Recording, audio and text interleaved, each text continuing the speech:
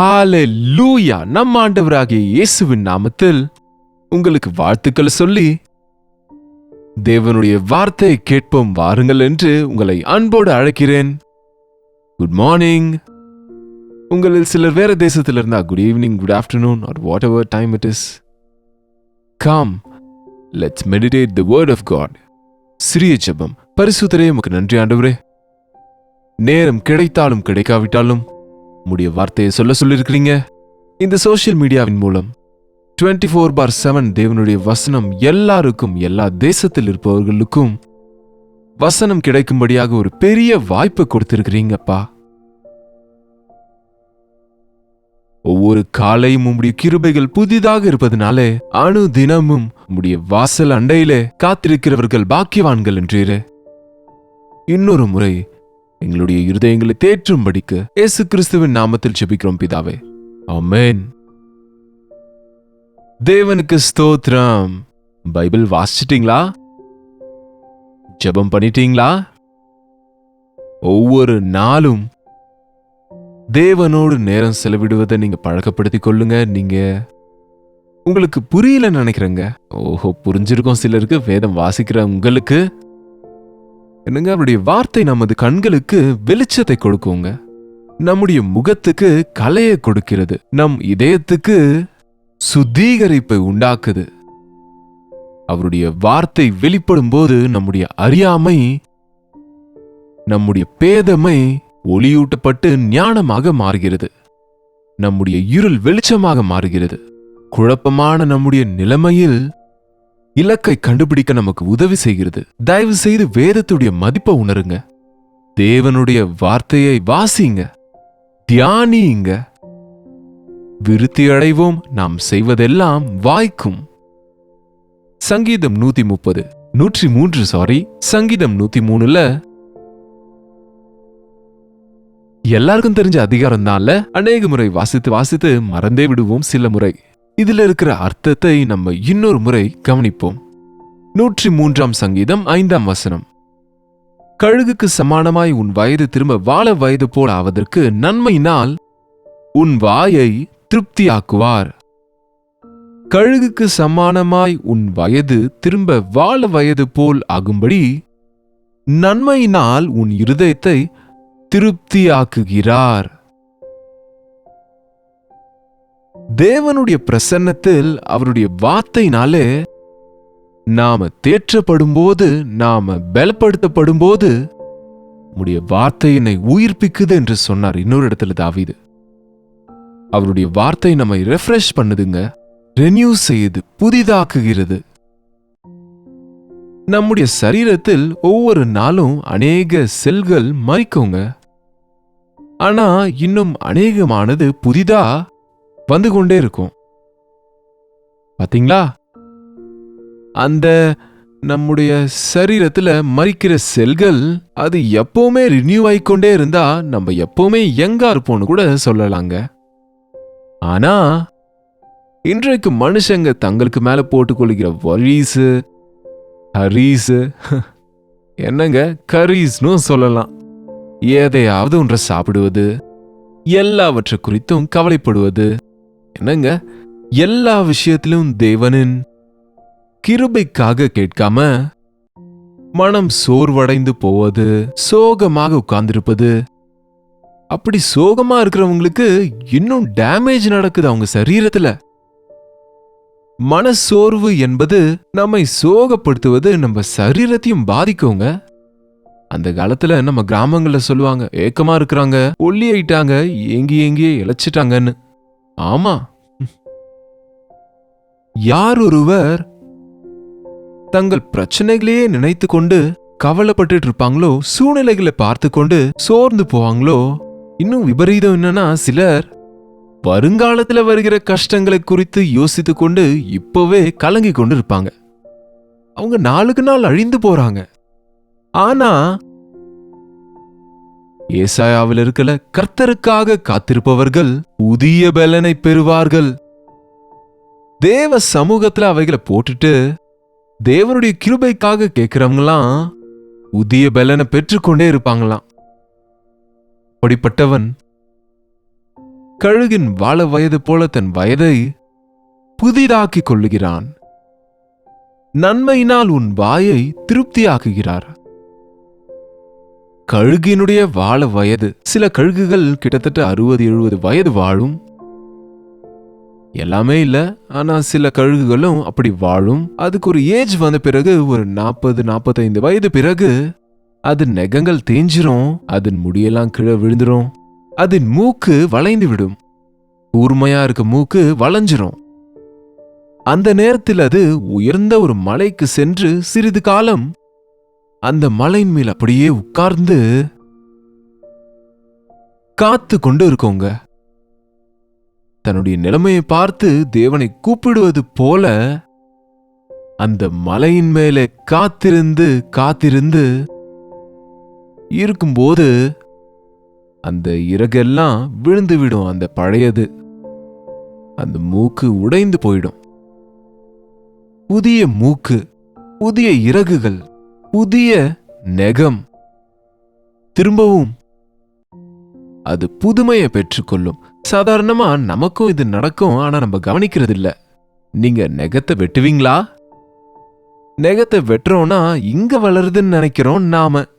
முனையில இல்ல, இங்கிருந்து வளர்ந்து கொண்டு வரும்போது நெகம் முன்னுக்கு போறதுனால பழைய நெகம் போயிடுது. நமக்கு தெரியாமலேயே புது நெகம் வந்து கொண்டே இருக்குங்க. சிலருக்கு இந்த ப்ரொசீஜர் நடக்க மாட்டேங்குது. மேபி அவங்களுக்கு விட்டமின் டெஃபிஷியன்சியோ, அவங்க கைகளை பயன்படுத்துற விதத்தினாலேயோ. சிலருக்கு அப்படி ஆவதில்லை. இல்லைன்னா அடிக்கடி நம்முடைய தோல் கூட அடிக்கடி தன்னைத்தான் ரிப்பேர் செய்து கொள்ளுகிறதாம். எல்லா அவயவங்களும் சொல்ல போனா அதுக்குதான் கிட்டத்தட்ட 6-7 மணி நேரம் தூங்க சொல்றாங்க. தூக்கத்திலே நமக்கு தெரியாமலே உள்ள இருக்கிற ஆர்கன்ஸ் கூட அதுல இருக்கிற வேஸ்டையெல்லாம் அது வெளியே அனுப்புகிறது, அது புதிதாக்கப்படுகிறது. அதுக்குதான் நம்ம நல்லா தூங்கியிருந்தா மார்னிங் ஃப்ரெஷ்ஷா இருப்போம். அதே போல் தேவனுடைய விஷயத்திலும் நம்ம காத்திருக்கும் போது நம் உடல் மட்டுமல்ல, ஆவியிலும் நம்ம புதிதாக்கப்படுவோம். நாம எல்லா விஷயத்திலையும் கூட ஆசீர்வதிக்கப்படுவோம். எல்லாத்துக்கும் நேரம் இருக்கு, ஆனா தேவ சமூகத்தில் காத்திருக்க சொன்னா டைம் இல்லைன்னு சொல்லுவாங்க. கர்த்தருக்காக காத்திருக்கிறவங்க, பஸ்ஸுக்காக காத்திருக்கிறோம், சொந்தக்காரங்களுக்காக காத்திருப்போம், இன்டர்வியூஸ்க்கு சென்று காத்திருப்போம். வெயிட்டிங் பீரியட் எவ்வளவு இருக்கு பாருங்க நம்முடைய வாழ்க்கையில. ஆனா தேவனுடைய சமூகத்தில் எவ்வளவு நேரம் காத்திருக்கிறோம்? இல்லங்க, சில முறை நம்ம தேவனை கேட்கிறோம், ஆனா கேட்கும்போது தேவன் அதை நமக்கு உடனே கொடுக்கலன்னு நினைக்கிறோம். சில நாட்களுக்கு முன்பு தியானித்தோம், தேவனுடைய காணப்படாத கரம் நமக்காக ஆயத்தப்படுத்துகிறது என்று. நீங்க கேட்டதை மறக்கல, உங்களுக்காக ஆயத்தப்படுத்துகிறார் அதை. ஆனா நாம அநேக முறை அவர் சமூகத்துல காத்திருக்கிறது இல்ல. அவசரப்படுகிறோம், பதட்டப்படுகிறோம், கவலைப்படுகிறோம். அதுக்குதான் ஆண்டவர் சொல்றாரு, கழுகின் வாழ வயதுக்கு சமானமாய் உன் வயதாக நன்மையினால் உன் இருதயத்தை திருப்தியாக்குகிறேன். தேவன் நினைத்த நன்மைகளை நீங்க நினைவு கூர்ந்தா திருப்தியா இருக்குங்க. நீங்க திருப்தியாக இருக்க முடிஞ்சா உங்களுக்கு புதிய பலன் வரும். உங்க வயது வாழ வயதாகி புதிய பலன் வரும். திருப்தியா இருங்க. போதும் என்கிற மனதுடனே கூடிய தேவபக்தியே மிகுந்த ஆதாயம். இது போதும் ஆண்டவரே கொடுத்ததுன்னு திருப்தியா இருங்க. ஏனெனில் நான் எந்த நிலைமையில் இருந்தாலும் மன ரம்மியமா இருக்க கற்றுக்கொண்டேன் என்று பவுல் சொல்லுகிறாருங்க. எப்பொழுது நாம அப்படி போதும் என்கிற மனதோடு தேவ சமூகத்தில் காத்திருப்பவர்களா இருப்போமோ, கழுகுக்கு சமானமாய் நம்முடைய வயது வாழ வயதாகும். அவர் சமூகத்தில் காத்திருக்கும் போது நாம் புது பலனை பெறுவோம். பைபிள்ல காலேப் என்கிற ஒரு நபர் இருக்கிறாரு, தெரியும்ல? யோசுவா, காலேபு அவர்களே நல்ல செய்தியை கொண்டு வந்த இருவர். சொல்லப்போனா எகிப்திலிருந்து புறப்பட்ட 6 லட்சம் காலாட்படையும் மற்றும் அநேக ஜனங்களும் வனாந்திரத்தில் மடிந்தாங்க. ஆனா அவர்களுடைய பிள்ளைகள் மட்டுமே இலக்கை அடைந்தாங்க. எகிப்திலிருந்து புறப்பட்ட மோசே கூட வாக்குத்தத்த பூமிக்கு வரலங்க. ஆனா இந்த யோசுவாவும் காலேபும் மட்டுமே அந்த வாக்குத்தத்த பூமியில கால் எடுத்து வச்சாங்க. அந்த வாக்குத்தத்த பூமியில கால் வைத்த பின்பு காலேப் சொல்கிறாரு, ஒரு முறை பாருங்க, யோசுவாவின் புத்தகம் 14:9. அந்நாளிலே மோசே, நீ உன் தேவனாகிய கர்த்தரை உத்தமமாய் பின்பற்றினபடியால் உன் கால் மிதித்த தேசம் உனக்கும் உன் பிள்ளைகளுக்கும் என்றைக்கும் சுதந்திரமா இருக்க கடவுது என்று சொல்லி ஆணையிட்டார். இப்போதும் இதோ கர்த்தர் சொன்னபடியே என்னை உயிரோடே காத்தார். இஸ்ரவேலர் வனாந்திரத்தில் சஞ்சரிக்கையில் கர்த்தர் அந்த வார்த்தையை மோசேயோடே சொல்லி இப்போது 45 வருஷமாயிற்று. வனாந்திரத்திலே நடந்த இந்த 45 வருடங்கள் அவர் என்னை உயிரோடே காத்தார். இதோ இன்று நான் 85 வயதுள்ளவன். 85 வயதுள்ளவன்.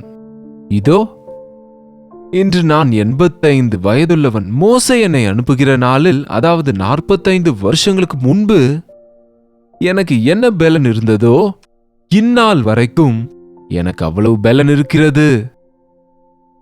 அப்படின்னா 40 வருஷத்துக்கு முன்பு எனக்கு எவ்வளவு பலன் இருந்ததோ இப்போதும் எனக்கு அவ்வளவு பலன் இருக்கிறது.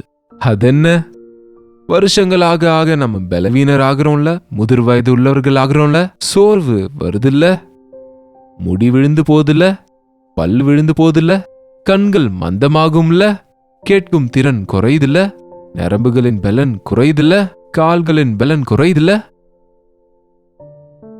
என்னங்க உங்க ரகசியம் என்ன, உங்க ஹெல்த்துடைய ரகசியம் என்னன்னு கேட்பாங்க. நல்ல ஃபுட் சாப்பிட்டா, நல்ல ஸ்லீப் இருந்தா நல்ல ஹெல்த் இருக்கும்னு நினைச்சா, நிறைய பணம் இருக்கிறவங்க, செலிபிரிட்டிஸா இருக்கிறவங்க, எந்த டைமுக்கு அந்த டைம் எது வேண்டுமானாலும் அதை அவர்களுக்கு கொடுக்கக்கூடிய ஆட்கள் வச்சிருக்கிறவங்க, எவ்வளவோ சிறப்பான உணவு, விட்டமினைஸ்டு ஃபுட்டு, தண்ணியும் நல்ல சிறப்பான மினரல் வாட்டர்ஸும் அல்லது நேச்சுரல் வாட்டர்ஸும் எடுக்கிறவங்க ஏன் நோய்வாய்ப்படுறாங்க?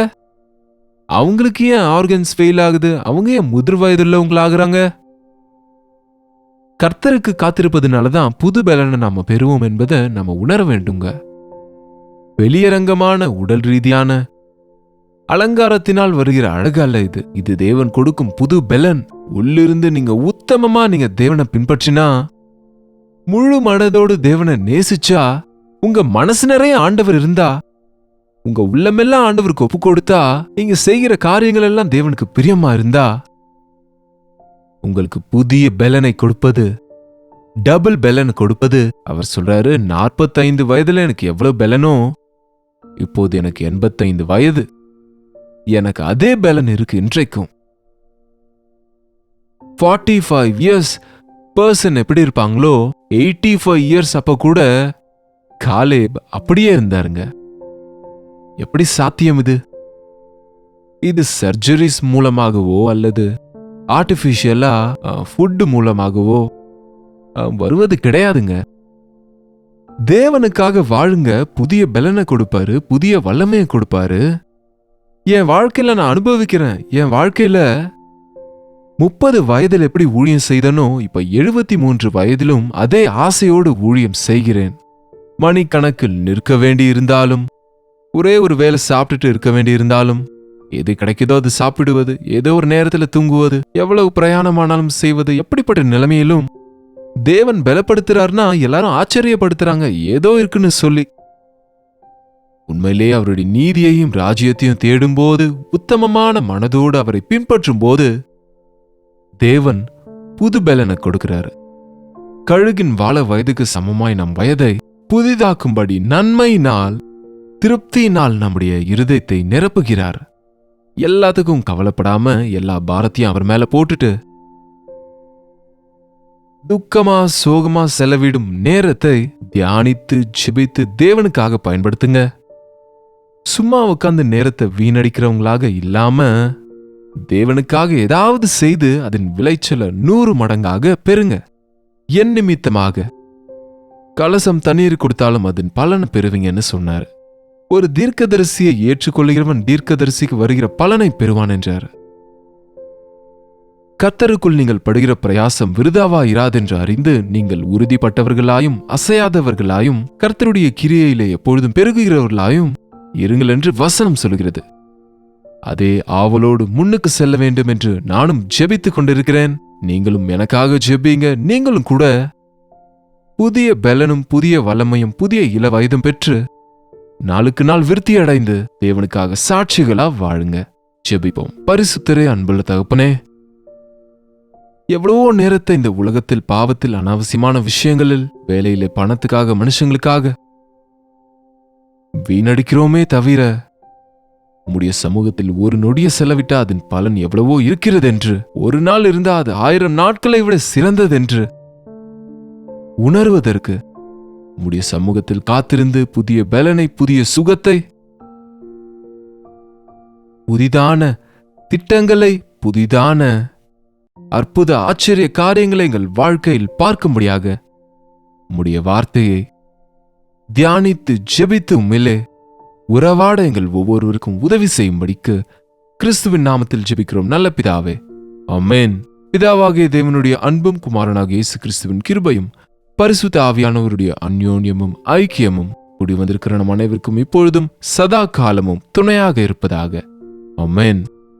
தேவனுக்கு ஸ்தோத்திரம். தேவன் மேல விசுவாசமா இருங்க. தேவன் உங்களை பலப்படுத்துவார். உங்களுக்காக ஜெபிக்கணும்னா நீங்க 8939801234 என்கிற நம்பருக்கு ஒரு டெக்ஸ்ட் அல்லது வாய்ஸ் மெசேஜ் மூலமாக எங்களுக்கு நீங்க வாட்ஸ்அப்ல தெரியப்படுத்துங்க. நீங்க அனுப்புகிறதெல்லாம் நாங்க பார்க்கிறோம், உங்களுக்காக ஜெபிக்கிறோம். நீங்களும் ஜெபிங்க, அற்புதங்களை பார்ப்பீங்க.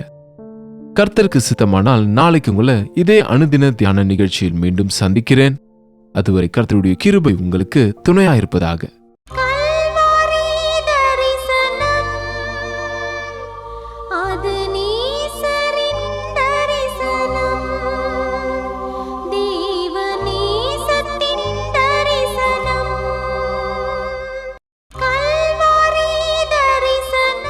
ஒவ்வொரு நாளும் வசனம் தியானிப்பேன், ஒவ்வொரு காலையிலும் உம்மை சந்திப்பேன். ஒவ்வொரு நாளும் வசனம் தியானிப்பேன், ஒவ்வொரு காலையிலும் உம்மை சந்திப்பேன். என்னோடு பேசும் தெய்வம் நீ, இன்றும் என்னோடு பேசிடும். வார்த்தை ஜீவன் உள்ளது, இன்றே என் வாழ்வை மாற்றிடும். அனுதின தியானம்